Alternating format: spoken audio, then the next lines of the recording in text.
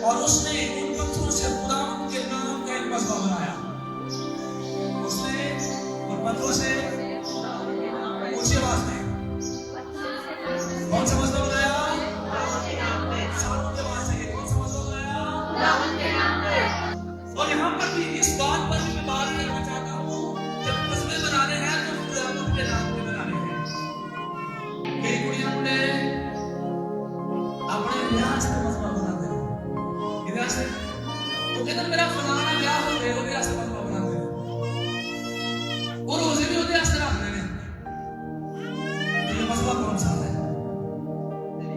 ये ब्याह का मसला है, अपनी पसंद का मसला है।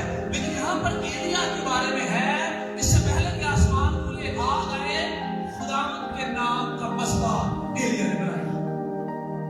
आमीन आमीन। मैं याद रखिए इस बात को, मुझे और आपको सीखना है।